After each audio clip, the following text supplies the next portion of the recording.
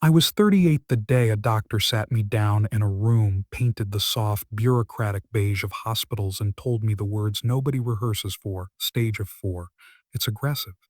We can buy time, not guarantee it. For a moment, the air turned the color of the cheap curtains, and every thin, practical thing I'd assumed about myself, my plans, my safe apartment, the cat who slept like a comma across my feet, fell into a new grammar. My parents called 2 days later. They said the usual phrases people who don't want to be present say when they mean this is inconvenient. We'll pray for you. Let us know if you need anything. We're thinking of you. They never came. They left a card with stiff, unreadable handwriting on the kitchen table and a check with a figure that felt like an apology disguised as arithmetic. The check was smaller than the sum of the regret I had been nursing for half my life. I thought of the last time their silhouettes had filled a doorway. My room at 19, the angry words about my choices, the slammed trunk of a car as they drove away from the little celebration my friends had thrown after my first film festival. They had told me then, as they told everyone, that I was dramatic, ungrateful, making mountains out of the molehills of their sacrifices. The diagnosis made every old wound flare. Abandonment never looks the same when you're counting days. I learned then that grief is not only for the living who leave you, it is also for the living who cannot see you when you need them most. It is an ache that asks a different kind of justice. Either the world will recognize your worth before it's too late, or you will make it so. I could have dissolved into the pity lines the insurance forms kept offering. I could have let the hospice pamphlets fold into the same archive where all the unloved mail of my life had been collected. But for as long as I could remember, there had been a stubborn hot kernel in my chest. Less hope, more strategy. I would not be seen as quietly small. If my days were going to be few, they would be used to rearrange the furniture of my life so that when my name lived on, it would carry a truth loud enough to pierce the complacent. Revenge, I decided, would be an act of construction rather than only destruction. It would be an architecture of legacy, something that built, exposed, and remade in equal measure. My career had been a slow, uneven climb.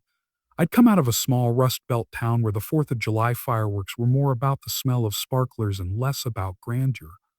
My parents, practical, calculating, allergic to sentiment, had taught me that security is measurable. Buy a house, marry someone who keeps their head down. Accept a job with a pension. Instead, I had fought my way into art. Documentary filmmaking at first, then investigative journalism, then a startup that stitched together storytelling with data to expose the quiet cruelties of institutions. I had built some things that mattered. A viral exposé about predatory landlords, a short film that landed a family back their stolen benefits, but success had always been anemic. A few grants, a grantless summer, an apartment where the pipes sang in angry syllables every winter. The one constant was that when I learned something important, I told it plainly. That habit, more than any inheritance or diploma, would become my instrument. The plan grew in the same pragmatic way everything else grew in my life. I filled a notebook with them, ink from my hospital bedside between scans and nights when pain was a dull drum. List 1. Catalog all debts, assets, and the social capital of my parents. They had a small home, a long-buried tax lien, a hardware shop that had survived by selling nostalgia to a town that feared Walmart's sleek indifference. They had neighbors who adored them in the brittle way people adore what's familiar and safe. They had secrets too, the sort that sit under varnished floors. Property deals made on the sly, the landlord connections that had quietly turned tenants into ciphers. The phone calls to county officials that greased the wheels at the edge of legality.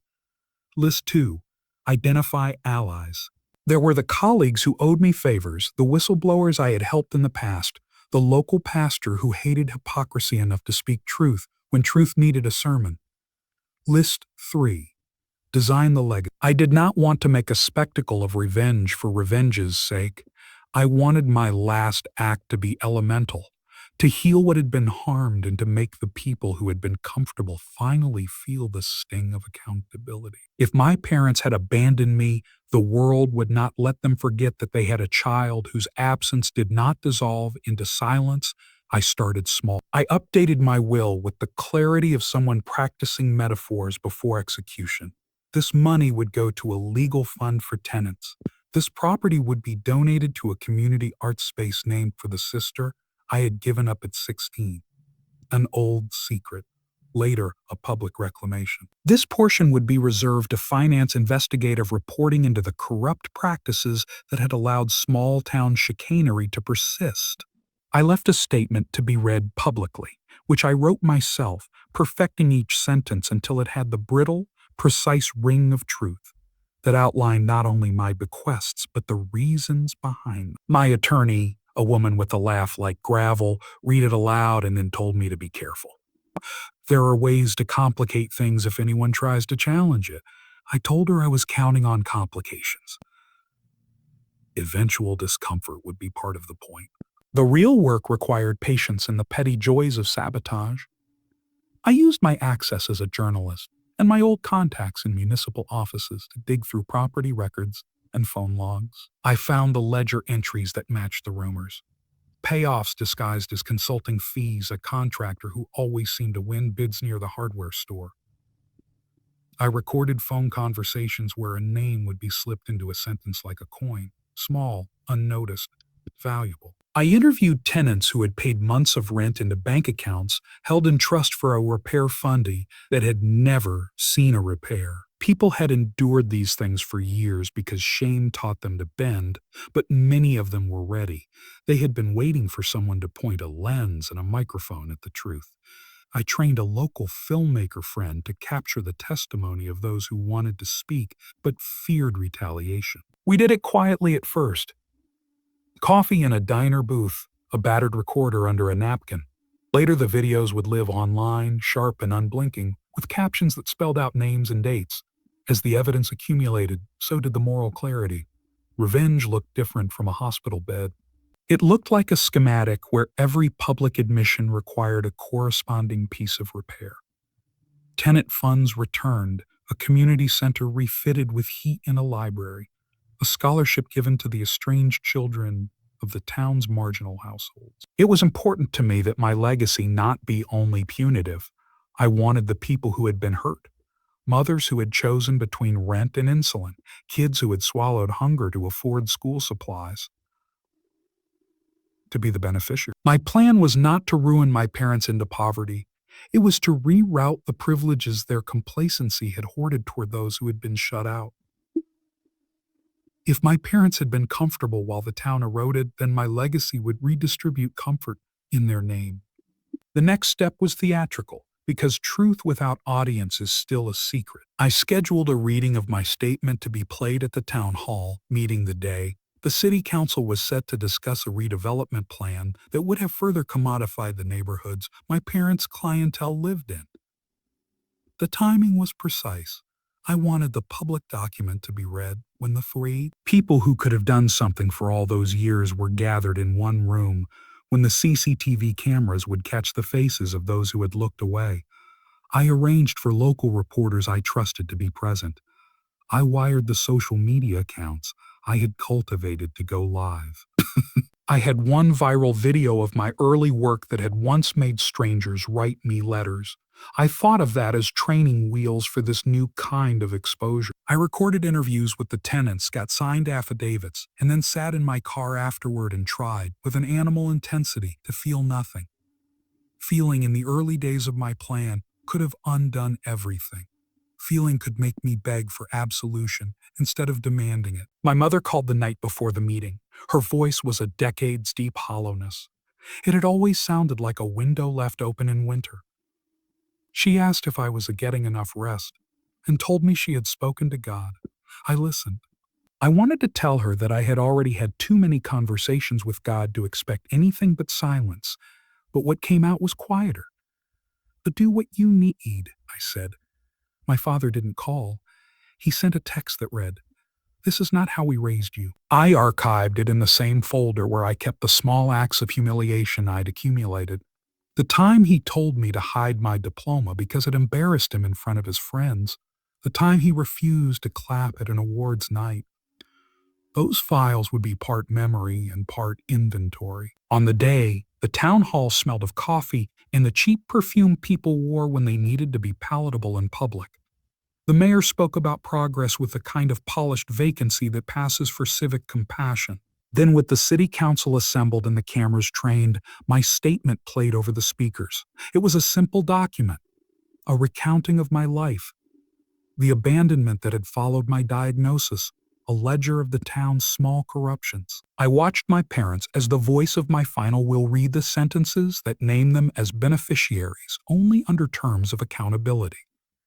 A clause that would obligate them to refund misappropriated tenant funds or face the transfer of their property into a trust that would be administered by a community board. The room shifted then, the way rooms do when a pause is long enough for people's bones to rearrange. People recognized names. Some sat forward, anger pricking them like a remembered bruise. Others sat back, fingers to their lips, conscience arriving late and messy. The fallout was immediate and merciless in the public way it needed to be. Journalists who had once treated my work politely now hunched like dogs at a fresh scent. The local paper ran a thread that linked the records I'd found of the town's mismanagement of housing policy. The pastor who had known my family since baptisms and funerals, the man who had once told me to forgive and forget when I needed restitution, stood up during Sunday service and talked without sermonizing about the dignity of truth. Some neighbors turned on my parents, others, still loyal, defended them with the brittle ferocity of people who had built their social identity around shared stories that could not admit being wrong. My parents' hardware store saw a slow, corrosive change. Once trusting customers now examined receipts, and municipal audits that had been dormant were resurrected like a bad rumor with teeth. My parents didn't collapse into penury. That was not my intention. I had never wanted blood for blood. But their comfortable arc bent under the weight of public scrutiny. The town's landlord cooperative was investigated. A series of restitution hearings were scheduled. My mother's hands, which had always been steady with a hammer and a ledger, trembled in the footage the local TV station ran. The town began to speak in a different voice, louder, sharper, less willing to excuse the small cruelties that become a culture when people defer to the comfortable. People called me a monster in private emails and a savior in public comments. I took both with the same weathered calm. The diagnosis had taught me that binary praise is a cheap currency. What mattered was the work my money could do, the tenants whose accounts were made whole, the children who would go to a community arts program named for the sister I had given away, the investigative reporter who could be funded into another year of exposing small-town graft. Legacy, I thought, was not about being loved. It was about being useful in the long, stubborn fight against indifference. There were predictably ugly moments, legal threats from a lawyer with a voice that sounded like a closing door, a defamation column that tried to paint me as a vengeful child instead of a patient architect of accountability. I sat through depositions with the clinical detachment of someone who understands systems and also knows how to stitch grief into strategy.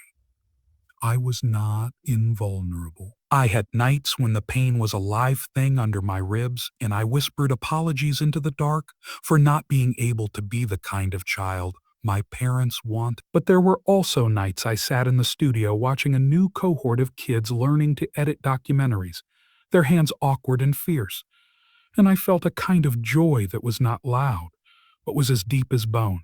I watched the repair funds be distributed to families who had been steamrolled by rent hikes, and I understood finally that revenge had a different face when it wore the clothes of justice.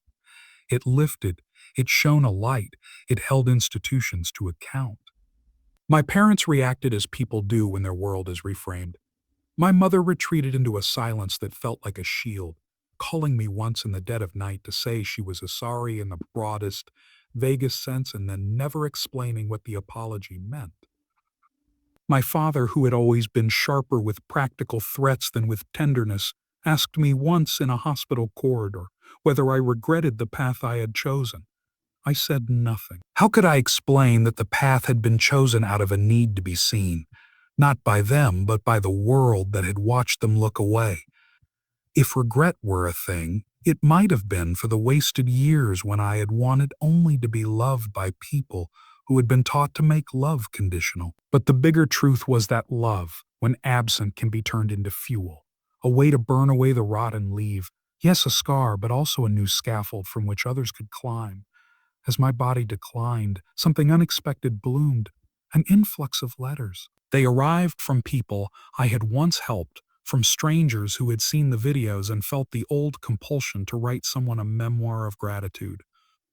One woman sent a photograph of her son, a small boy with a crooked smile, standing in a community garden that had been created with my donation. Another sent a hand-drawn card with the words, "You made us brave." They were not cures. They were proof that a life can have effects that outlast the bones that made it.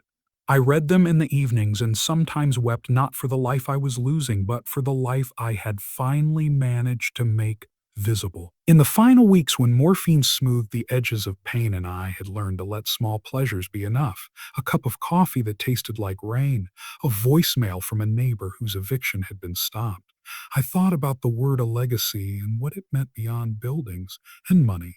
Beyond buildings and money. Legacy is also a story that the living tell about you.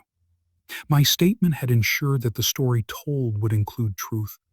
My family, fractured and exasperated as it was, had been forced into a quieter honesty. My parents visited once in the hospice room, older, smaller, their hands searching for something they had never learned how to hold. My mother asked if I forgave her. My father asked if he could come see the community center after I was gone. I told them to come. I told them, too, that forgiveness is a grace that isn't owed to those who make mistakes. It is a gift you give if you want to be free. They listened. Maybe they heard. Maybe the sound was muffled by their own need for absolution. The point was not whether they deserved it. The point was that I had the power to choose what my final story would do. When I died, there was an obituary that read in part like a ledger and like a love letter, filmmaker, activist, architect of restitution. The town held a small ceremony at the community center where my name lived above the door, on letters brightened. My parents stood in the back then, not at the front, but present in a way they had not been when I first got sick. Some people called it a victory, some called it an uncomfortable reckoning. Both were true. The legacy I left did what I wanted. It softened the edges of cruelty, funded the exposure of corruption, and gave a platform to those whose voices had been throttled. In the years after, when the hardware store changed hands and the new owners printed receipts with transparent line items, when a young reporter won an award for uncovering more patterns of municipal neglect, aided by funding set up in my name, I felt the cold comfort of a plan fulfilled. I will not romanticize death. It is a small, uncompromising fact. But in thinking about the arc from abandonment to legacy, I learned that revenge need not be a simple, ugly hunger. It can be a deliberate recalibration of what power means when you are dying, a redistribution of resources, a public naming of wrongs, an insistence that the people who have been quieted be the ones to tell their own stories. My legacy was less a triumph over my parents and more an insistence that the world look at itself in the mirror it had been avoiding. It was my stubborn, fierce attempt to ensure that my absence would not be another erasure. In the end, the last letter I left, a short, tidy note to be read to the town on the anniversary of my death, asked for nothing dramatic. Listen, it said. When someone tells you they are suffering, believe them. When someone asks for help, give it. When someone hides the ledger, insist on transparency. My revenge is small. I ask you to be better. The request was simple. It was also, I hope, the most beautiful work I had ever done.